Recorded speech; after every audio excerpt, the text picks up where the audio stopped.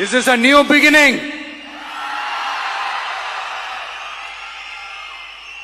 A new era of a real, secular, social justice starts now.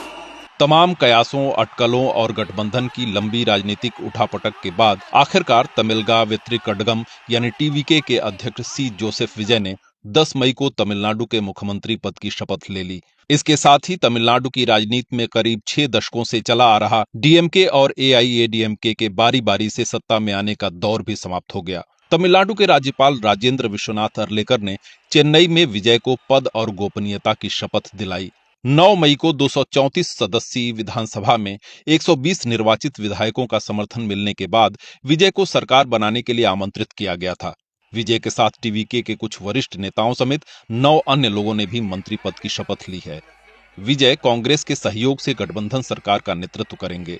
राज्यपाल ने उन्हें 13 मई या उससे पहले विधानसभा में विश्वास मत हासिल करने का निर्देश भी दिया है।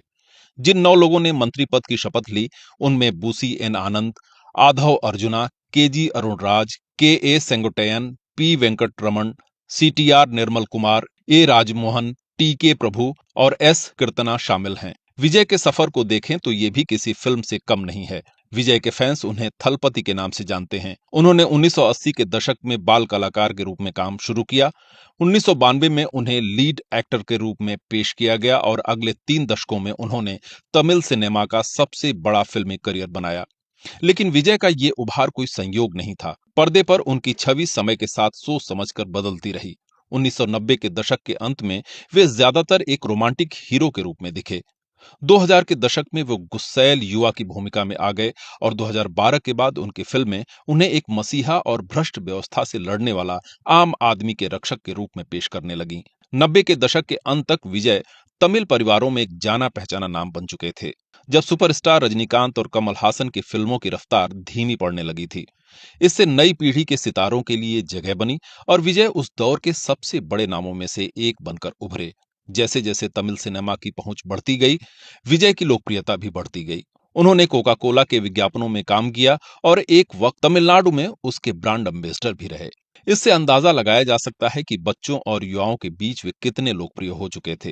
लेकिन विजय की राजनीतिक महत्वाकांक्षाएं उनके औपचारिक रूप से राजनीति में आने से काफी पहले ही दिखने लगी थीं।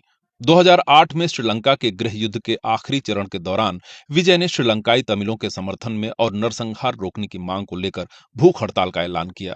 2018 में तुतीकोरिन में स्टरलाइट कॉपर प्लांट के खिलाफ प्रदर्शन के दौरान पुलिस फायरिंग में कई लोगों की जान गई तो विजय ने पीड़ित परिवारों को आर्थिक मदद दी।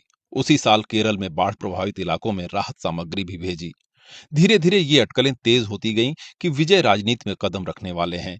फिर फरवरी 2024 में विजय ने आधिकारिक तौर पर अपनी राजनीतिक पार्टी तमिलगा वेत्रिकड़गम की शुरुआत की। इसके कुछ ही समय बाद उन्होंने एक और बड़ा ऐलान किया कि वो फिल्मों से संन्यास लेकर पूरी तरह राजनीति में उतरेंगे। उनकी सोच एकदम सीधी थी। विजय ने कहा कि राजनीति कोई साइड प्रोजेक्ट नहीं है जिसे फुर्सत में किया जाए। अगर वे सार्वजनिक जीवन में आ रहे हैं तो पूरी तरह आना चाहते हैं। कई मायनों में विजय की फिल्मों ने उनकी राजनीतिक पारी के लिए पहले से ही जमीन तैयार कर दी थी। उनके फैन क्लब धीरे धीरे जमीनी राजनीतिक नेटवर्क में बदल गए और विजय की फैन संस्कृति कोई मामूली बात नहीं है। आधी रात और सुबह 4 बजे के फर्स्ट डे शो से लेकर विशाल कटआउट्स पर दूध चढ़ाने तक उनका प्रशंसक वर्ग बेहद संगठित और गहरी आस्था वाला है। लेकिन उनका राजनीतिक सफर बिना झटकों के नहीं रहा।